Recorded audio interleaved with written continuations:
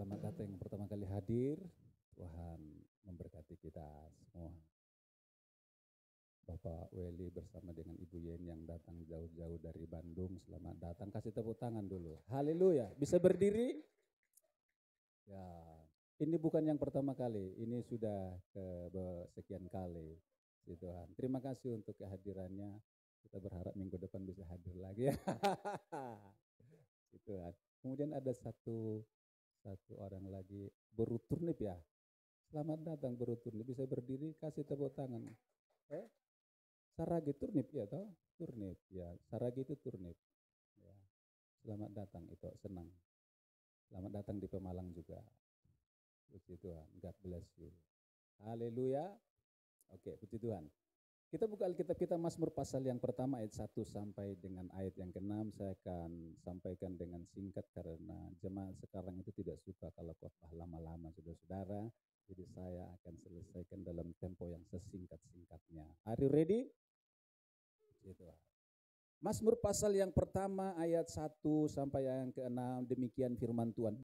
Berbahagialah orang yang tidak berjalan menurut nasihat orang fasik, yang tidak berdiri di jalan orang berdosa, dan yang tidak duduk dalam kumpulan pencemooh. Tetapi yang kesukaannya ialah Taurat Tuhan, dan yang merenungkan Taurat itu siang dan malam. Ia seperti pohon yang ditanam di tepi aliran air, yang menghasilkan buahnya pada musimnya, dan yang tidak layu daunnya. Apa saja yang diperbuatnya berhasil. Saudara, hari-hari ini saya percaya dan banyak orang merasakan bahwa situasi tidak semakin baik-baik saja saudara-saudara. Tetapi kita orang yang percaya ada jaminan di dalam Tuhan. Selama kita melekat dengan Dia, ada kehidupan yang terus mengalir dari sorga. Tadi pagi saya punya nyanyian baru. Saya perlu nyanyi enggak? Yang datang ibadah sore ini sepertinya penasaran. Berbahagialah orang yang kesukaannya adalah Taurat Tuhan, dan yang merenungkannya siang dan malam. Ia seperti pohon yang ditanam di tepi aliran air, yang menghasilkan buahnya pada musimnya. Apa saja yang diperbuatnya pasti berhasil. Pasti berhasil. Pasti berhasil. Haleluya. Ini adalah mazmurnya Daud, amin. Ini adalah nyanyiannya Daud. Kemungkinan Daud itu nyanyinya seperti itu, saudara-saudara. Haleluya. Daud dia suka bermazmur, memuji Tuhan. Bahkan firman Tuhan berkata, nyanyikanlah nyanyian baru bagi Dia. Haleluya. Nyanyikanlah nyanyian baru bagi Dia. Saya suka nyanyikan nyanyian baru bagi Tuhan. Saat penyembahan tidak selalu lagu-lagu yang ada. Lagu-lagu yang ada itu bagus saudara-saudara. Tapi itu lagu-lagu ciptaan orang lain. Haleluya. Saudara, lagu ciptaan orang lain kita nyanyikan. Kita bisa nyanyi saudara-saudara. Nyanyi dengan baik, belum tentu dari hati saudara. Tapi kalau lagu yang dari hati saudara, itu pasti sungguh-sungguh dari hati saudara dan itu menyenangkan hati Tuhan. Haleluya. Nyanyikanlah nyanyian baru bagi Tuhan. Apa yang kau alami? Nyanyikan bagi Tuhan. Kebaikan-Mu Tuhan takkan habis di hidupku. Kalau itu nyanyiannya orang lain, ciptaan orang lain, ketika engkau nyanyi, engkau bisa nyanyikan tanpa engkau. Betul-betul kebaikan Tuhan yang kau nyanyikan. Tetapi kalau engkau mengalami kebaikan Tuhan ketika engkau nyanyikan itu, saudara-saudara, itu sungguh-sungguh engkau kebaikan Tuhan. Aku nyanyikan. Haleluya. Mestinya orang percaya tidak pernah kehabisan kata-kata untuk menyembah Dia. Haleluya. Tidak pernah.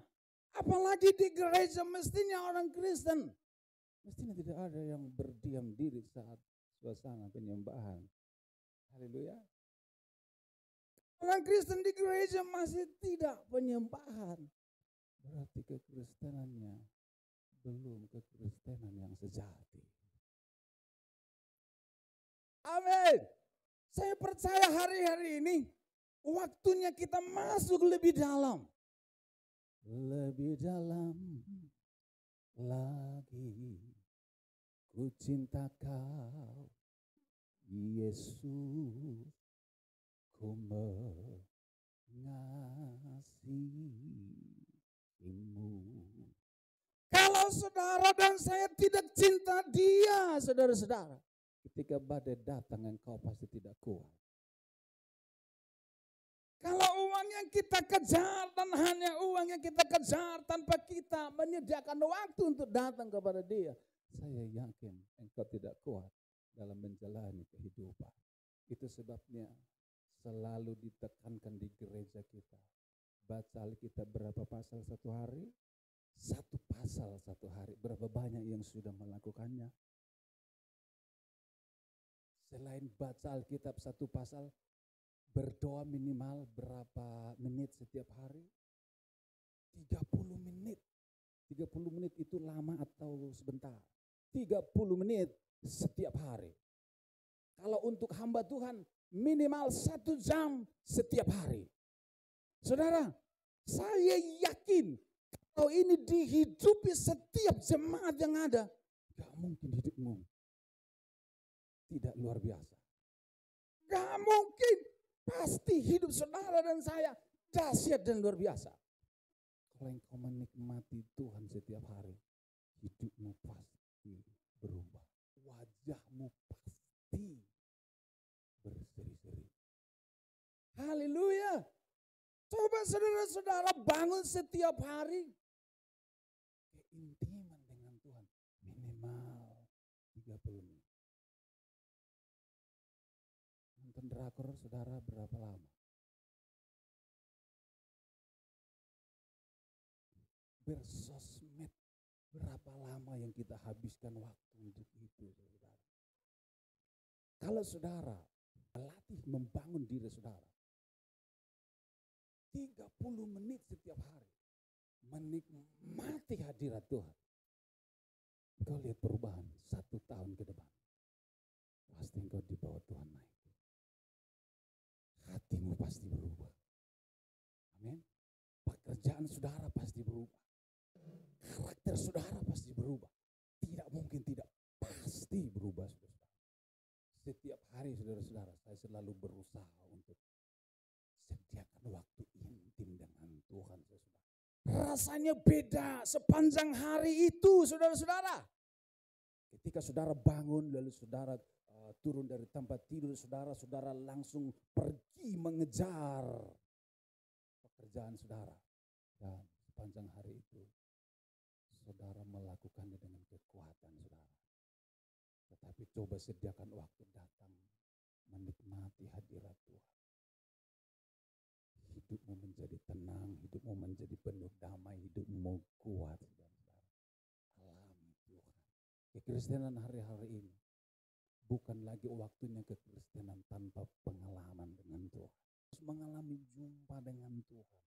Kalau tidak, kekristenanmu adalah kekristenan yang kosong, saudara-saudara. Saya berdoa di tempat ini tidak ada lagi kekristenan yang hampa tanpa perjumpaan dengan Tuhan. Alami Tuhan. Tadi pagi saya ceritakan kisahnya Om siapa? Setiap dia pulang ke rumahnya, dia cerita di tempat kontrakannya, dia nangis tiap malam dan dia ngomong kepada bapaknya almarhum sama ibunya, dia bilang, "Pak, saya mau ikut papa, saya mau ikut mama.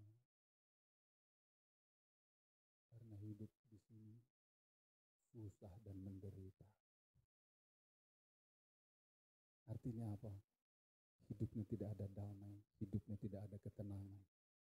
Kenapa? Karena dia meninggalkan Yesus. Ketika kami datang, kami memberitakan tentang Yesus.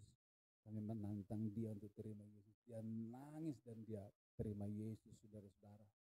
Dan dia cerita kepada anaknya, saya mau ikut Kristen. Loh, kenapa? Papa mau ikut Kristen. Karena saya punya teman yang sering datang ke sini mendoakan saya, mengunjungi saya, memperhatikan saya. Loh, kalau Papa dikunjungi, didoakan, emangnya Papa harus jadi Kristen? Lalu papanya bilang, Papa banyak teman di sini. Tetapi selama ini, teman saya yang banyak itu tidak pernah seperti mereka ini. Teman saya yang selama ini dia hanya butuh. Ketika dia butuh, dia datang kepada saya. Tapi mereka ini, saya lihat mereka tulus, mereka memperhatikan saya. Dan saya ingin ke gereja bersama-sama dengan mereka. Lalu anaknya bilang, Pak, jangan masuk Kristen, Pak. Saya ini seperti manusia yang tidak punya agama. Lalu saya yakinkan Om itu, Om, jangan takut. Kalau Om memutuskan tetap ikut Yesus, Yesus akan bela Bapak. Sekalipun penyakit Bapak tidak sembuh, dia sakit liver, perutnya besar, saya pegang perutnya itu keras. Dan kami doakan dia. Dan saya bilang sama Om itu, Om, sekalipun Om tidak sembuh dari penyakit itu, tapi paling tidak Om menerima pengampunan dan keselamatan dari Tuhan. Penyakit itu bisa membawa kematian, saya bilang. Tetapi bisa juga sembuh karena mukjizat Tuhan kerjakan. Tetapi seandainya Tuhan tidak kerjakan mukjizat dan itu mendatangkan kematian, Bapak tidak perlu takut karena sorga sudah pasti bagi Bapak. Dan dia terima itu, dia senang, saudara-saudara. Dan dia sedikit khawatir. Nanti kalau seandainya saya terkapar tidak bisa apa-apa, siapa yang ngurus saya? Om, jangan takut seandainya Om sampai terkapar, anak Bapak tidak ngurusin Bapak. Saya bilang begini, manusia yang normal, lihat binatang saja terkapar ditolongi. Anak Bapak, ketika lihat Bapak terkapar, enggak mungkin anak Bapak tidak tolong Bapak. Dan seandainya pun Bapak tidak ditolong oleh anak Bapak, saya akan tolong Bapak. Saya yakinkan dia bahwa ada orang yang peduli dengan dia. Ada satu pribadi yang mengasihi dia. Bilang sama anak Bapak, nah, Papa sudah tua. Di usia tua ini, usia 62. Di usia tua ini, Papa ingin hidupnya tenang. Kalau saya tidak mengerti apa-apa, saya tidak mengalami apa-apa, kamu suruh saya bertahan di situ, sementara saya tidak tenang, berarti kamu sedang menghalangi kebahagiaan Papa. Tapi kalau Papa memutuskan untuk ikut Yesus, Papa damai, Papa tenang, Papa dekat sama Tuhan, seharusnya itu pilihan Papa. Kalau kamu beda keyakinan dengan Papa, tidak apa-apa. Tetapi izinkan Papa untuk memilih apa yang Papa yakini.